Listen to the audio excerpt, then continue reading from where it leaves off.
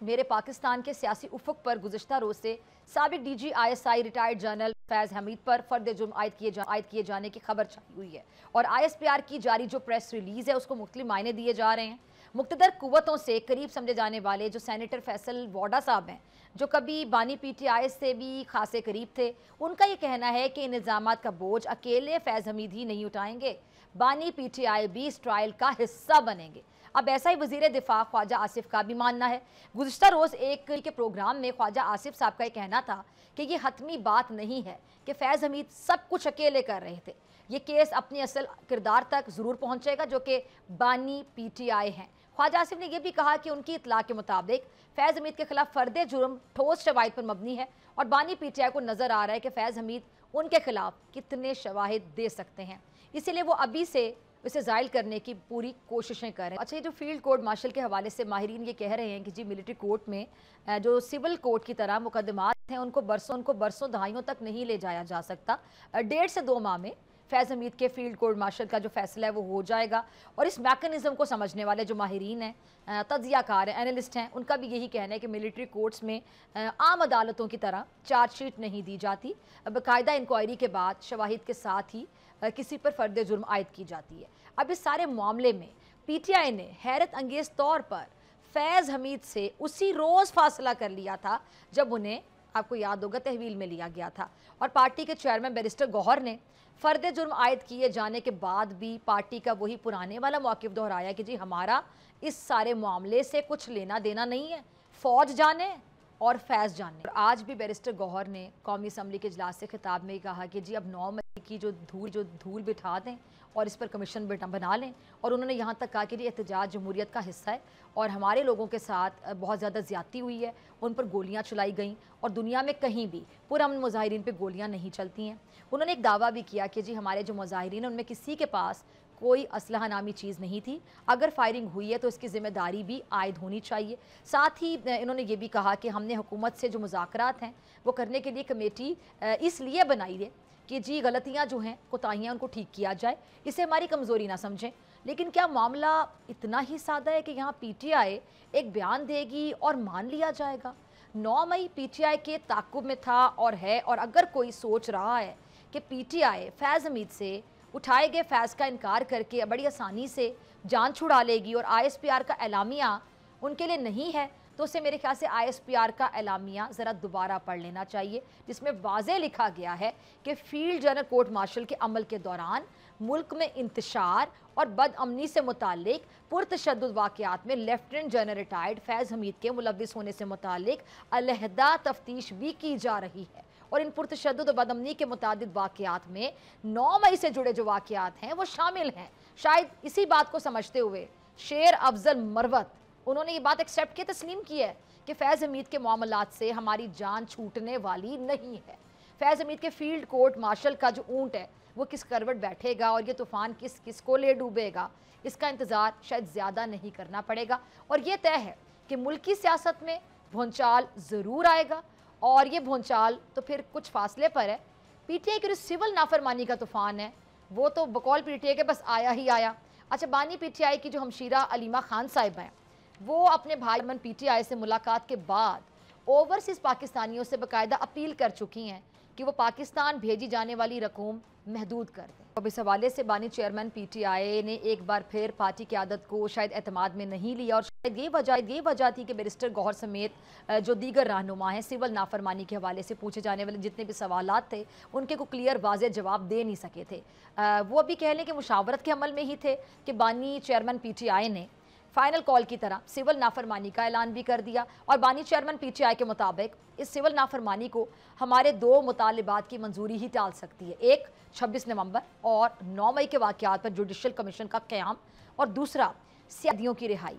इससे कम पर बात नहीं बनेगी, जिस पर वज़ीर आज़म ने विफाकी काबीना के इजलास में सख्त रद्द-ए-अमल देते हुए इसे मुल्क दुश्मनी करार दी है। जो PTI के नाक़िदीन हैं उनका क्या कहना है कि जी वो तेज़ी से रेड लाइन अबूर कर जाती है और हुकूमत से इख्तलाफ और एहतजाज का PTI को हक हासिल है, लेकिन इसे रियासत और हुकूमत में फ़र्क सामने रखना होगा।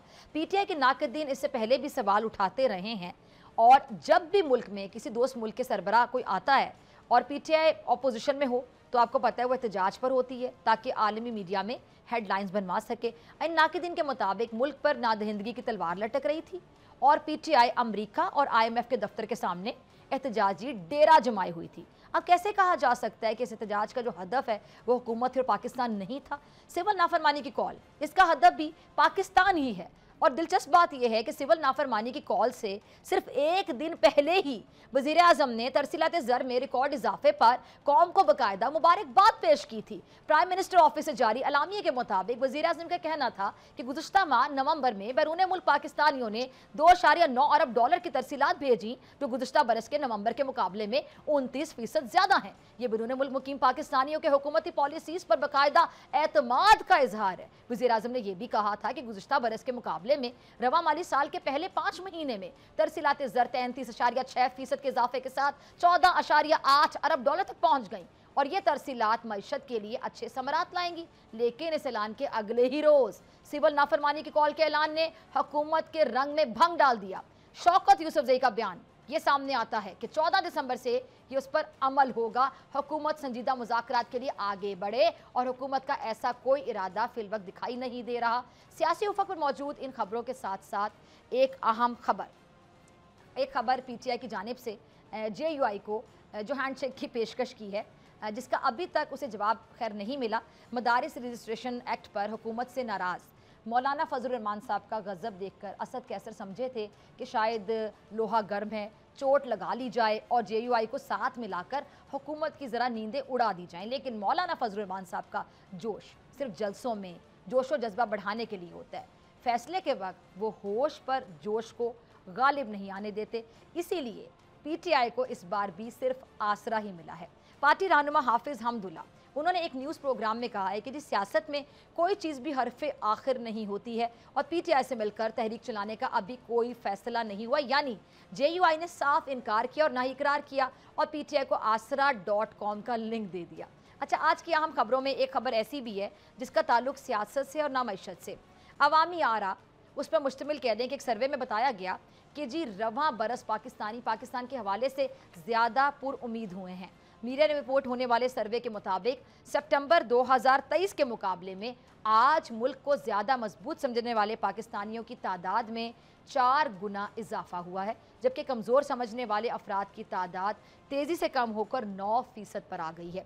सर्वे रिपोर्ट में कहा गया है कि हर 3 में से एक पाकिस्तानी ये समझता है कि मुल्क की माशी हालत मजबूत या बेहतर है, जबकि हर 5 में से एक पाकिस्तानी अगले 6 माह में बेहतरी की तवक्को रखता है।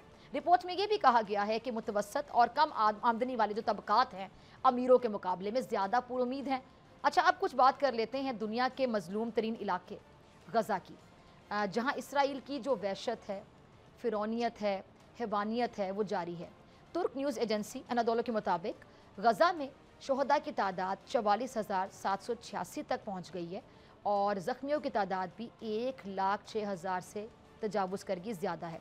आज भी गज़ा के वस्ती इलाके में इसराइली फ़ज़ाइया की बमबारी से 7 फ़लस्तीनी शहीद हुए हैं और मशरिक़ वस्ता के इस बड़े बहरान के ख़ात्मे के लिए जंग बंदी की कोशिशें भी जारी हैं और इसराइली वज़ीर आज़म नेतन्याहू की हट धर्मी भी जारी है। नेतन्याहू ने आज फिर कहा कि वो गज़ा जंग ख़त्म नहीं करेंगे। ऐसा किया तो हमास दोबारा कुव्वत पकड़कर दोबारा हमले शुरू कर देगी और इस खदशे की बुनियाद पर नेतन्याहू मासूम फ़लस्तीनियों का कत्ले आम जारी रखे हुए हैं। कोई इसे रोकने वाला नहीं है। आलमी अदालत नेतन्याहू को जंगी मुजरिम करार देकर वारंट गिरफ्तारी भी जारी कर चुकी है, जिसे वो पुर्जे करके अक़वाम आलम के मुंह पर फेंक कर अपनी जिद पर डटा हुआ है। रह गए मुस्लिम ममालिक तो उनके पास अहले गज़ा के लिए उजले कफन, खैमे, अद्वियात, गर्म कपड़े और शहादतों के मुंतज़िर बच्चों के लिए खिलौने और दुआएं हैं ना। माना कि मुस्लिम ममालिक के पास दौलत, असला, गोला बारूद और फौजें भी हैं, बस अगर नहीं है तो एक हिम्मत नहीं है। पता नहीं ये हिम्मत हौसला कहाँ से, और ऐसा ही जुल्म का सिलसिला है ये कब तक चलेगा? ये सवाल हम सबको पूछना होगा कि आखिर ऐसे कब तक चलेगा। सब्सक्राइब करें और बेल दबाएं ताकि कोई खबर रह न जाए।